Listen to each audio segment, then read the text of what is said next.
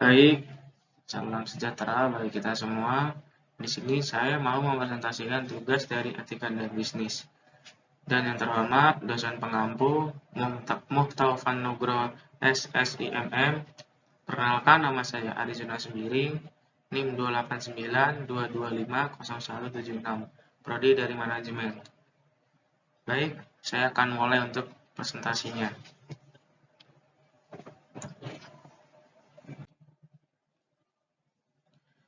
1. Pasar persaingan sempurna. Pasar persaingan sempurna adalah pasar di mana penjual dan pembeli tidak bisa mempengaruhi harga, sehingga harga di pasar benar-benar merupakan hasil kesepakatan dan interaksi antara penawaran dan permintaan. Permintaan yang terbentuk mencerminkan keinginan konsumen, sementara penawaran mencerminkan keinginan produsen. 1.1. Pasar bebas. Pasar bebas merupakan suatu pasar yang di mana para penjual dan para pembeli memiliki kebebasan penuh dalam memutuskan masalah perdagangan dan juga bisnisnya. Bisa disebut juga di dalam sistem ekonomi pasar bebas, para penjual maupun para pembeli benar-benar mempunyai kebebasan yang penuh dalam menjalankan kegiatan perdagangan mereka. Pasar 2. Pasar persaingan tidak sempurna. Pasar persaingan tidak sempurna adalah sebuah struktur pasar yang ada di dalam dunia perekonomian. Pasar tersebut ada ketika pasar persaingan sempurna tidak berjalan secara maksimal. Apabila pasar persaingan sempurna menggambarkan kondisi di mana penjual dan pembeli ada dalam jumlah yang besar. 2.1. Monopoli. Pasar monopoli merupakan suatu kondisi di mana hanya ada satu produsen atau penjual yang dapat menguasai pasar dan melayani semua konsumen yang datang. Produsen maupun perusahaan yang menguasai pasar tersebut mempunyai kekuatan yang cukup besar dan sudah dikenal oleh masyarakat luas, serta sudah memiliki kondisi keuangan yang sudah memadai. Dalam hal tersebut akan membuat para produsen baru yang hanya memiliki modal kecil akan lebih sulit untuk mengalahkan penjual yang sudah lama ada di dalam pasar monopoli tersebut. Sebab produsen yang telah dikenal oleh masyarakat luas ini, biasanya mereka tidak akan lagi melakukan promosi terhadap merek atau brand utamanya. Namun mereka hanya akan mempromosikan produk-produk terbaru yang mereka keluarkan. Adapun hal yang menjadi kekuatan dan bisa menghambat tumbuhnya para penjual baru yaitu karena produsen atau penjual lama yang ada di pasar monopoli sudah menawarkan hak patennya atau hak cipta beserta hal eksklusif pada produk yang mereka tawarkan. Tetapi hal yang harus dijaga oleh produsen lama supaya posisi mereka sebagai penguasa pasar selain hanya meningkatkan kualitas, mereka juga harus selalu melakukan berbagai inovasi dan juga menjaga kepercayaan konsumen. Contoh dari perusahaan yang tergolong ke dalam jenis pasar monopoli adalah perusahaan BUMN PLN atau listrik, Telkom Indonesia, dan perusahaan minyak bumi dan juga gas alam lain. 2. Oligopoli. Pengertian dari pasar monopoli yaitu suatu kondisi di mana pasar di dalamnya ada beberapa penjual atau produsen yang menguasai pasar tersebut dan ada juga banyak pembeli yang hadir.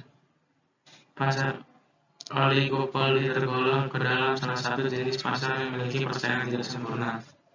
Sebab produk atau barang dijual bersifat homogen, walaupun jumlah penjualnya banyak dan berbeda-beda. Setiap kebijakan yang diambil penjual yang menguasai pasar ini akan berpengaruh pada penjualan mereka yang menjadi produsen yang memproduksi produk serupa. Sebab keuntungan yang diperoleh sangat tergantung pada persaingannya. Hal tersebut juga diperlukan untuk mempromosikan bisnis mereka untuk memperkenalkan produk kepada masyarakat secara luas dan bersaing dengan penjual lainnya. Persaingan yang terlalu ketat ini akan membuat beragam nilai jual produk, karena jika tidak terjadi penurunan harga oleh satu penjual saja, maka penjual lainnya juga akan memperoleh dampaknya dan harus ikut menurunkan harga supaya konsumen mereka tidak berpaling ke penjual lain yang menjual produk dengan harga yang lebih murah. Contoh dari pasar oligopoli yaitu industri sabun, industri baja, industri rokok, industri masak gigi, dan lainnya. 2.3 Monopsoni. Pasar monopsoni dapat diartikan sebagai sebuah pasar di mana ada banyak sekali penjual tetapi jumlah pembelinya hanya satu saja. Di dalam pasar ini, pembeli memiliki peran sebagai pemegang pasar tinggi, sehingga pihak pembeli lah yang akan diumumkan harga produknya dapat menjadi seperti yang diinginkan oleh konsumen atau pembeli. Namun walaupun begitu, penjual atau produsen juga harus tetap berusaha untuk mendapatkan keuntungan yang sebesar-besarnya. Untuk kualitas produk yang ditawarkan oleh para produsen pada dasarnya sudah terjamin kualitasnya, sebab semua pedagang akan selalu berusaha memberikan produk terbaik untuk para pembeli supaya tidak kalah saing dengan penjual lainnya. 2.4 Oligopsoni. Pasar oligopsoni merupakan suatu jenis pasar yang memiliki banyak sekali penjual dan beberapa pembeli saja. Hanya harga produk ataupun yang jasa yang ditawarkan di pasar tersebut cenderung lebih stabil. Untuk harga produknya sendiri biasanya ditentukan oleh pembeli atau konsumen.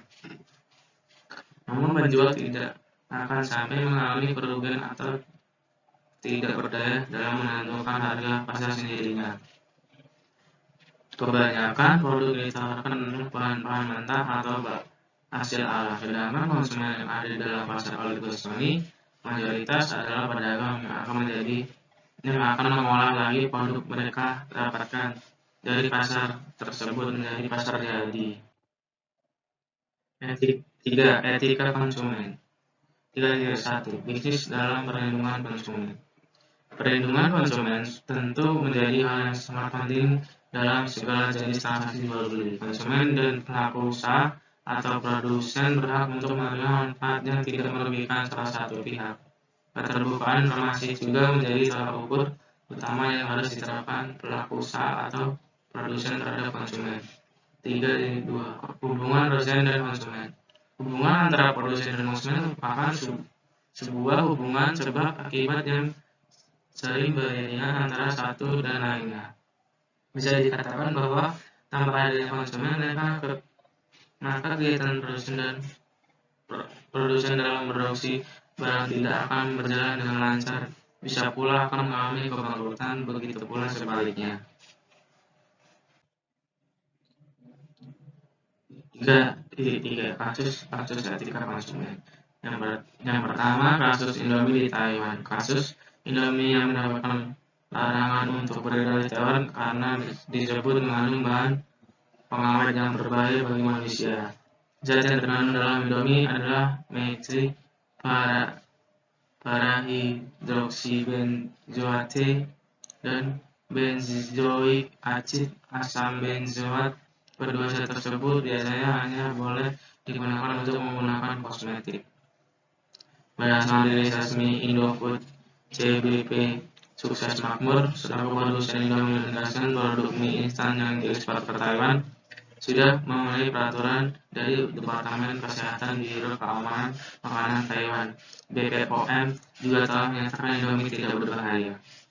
2. Penggunaan formalin pada ikan asin. Ikan asin yang dijual di pasar tradisional di kota Jakarta terbukti mengandung bahan pengawet berbahaya yaitu formalin. Hal ini terlihat dari hasil pengecekan yang dilakukan Stasiun Karantina Ikan Pengendalian Mutu (KIPM) kelas 1 Yogyakarta. Dari uji laboratorium diketahui kandungan formalin yang terdapat dalam 3 produk olahan tersebut mencapai di atas 100 ppm. Artinya dari 1 kg olahan perikanan tersebut terdapat 1 miligram kandungan formalin. Penggunaan formalin sendiri sudah dilarang dengan peraturan Menteri Kesehatan Nomor 3 Tahun 2012. 4. Etika perikanan. Pengertian etika perikanan merupakan Dewan Perikanan Indonesia (DPI). Etika adalah sekumpulan norma, azas, sistem, perilaku yang dibuat oleh sekelompok tertentu yang harus ditaati oleh individu atau kelompok individu yang menjadi anggotanya atas dasar moralitas baik buruk atau benar salah untuk hal atau aktivitas atau budaya tertentu. Etika adalah lini arahan atau aturan moral dari sebuah situasi di mana seseorang bertindak dan mempengaruhi tindakan orang atau kelompok lain. Definisi etika ini juga berlaku untuk kelompok media sebagai subjek etis yang ada. 4.1. Fungsi iklan. Pada dasarnya iklan bisa muncul di mana saja, baik di media cetak maupun di media elektronik. Bagaimanapun bentuknya, tetap saja sebuah iklan memiliki fungsi utama, yaitu membantu sebuah perusahaan untuk meningkatkan penghasilan. Tentunya penghasilan bisa dicapai melalui adanya minat konsumen yang melakukan pembelian produk yang diiklankan. Jadi jenis iklan. Jenis iklan berdasarkan isinya macam-macam. Iklan berdasarkan isinya terdiri dari 3 jenis, yaitu yakni iklan pemberitahuan, iklan penawaran, dan iklan layanan masyarakat. 4.3. Kasus-kasus etika periklanan. Contoh kasus pelanggaran etika periklanan. Pengertian iklan secara garis besar, iklan didefinisikan sebagai proses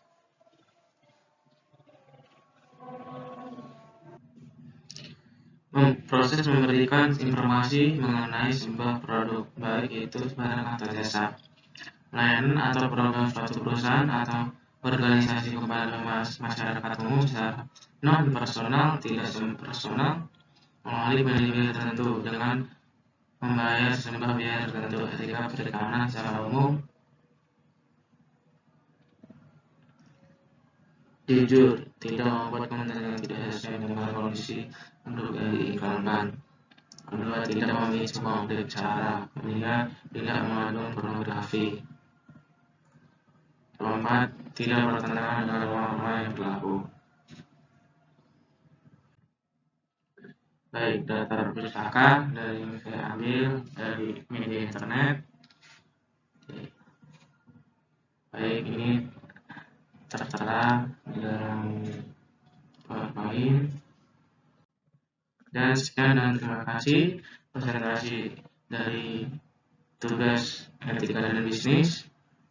Bila kurang lebihnya saya minta maaf. Baik, terima kasih.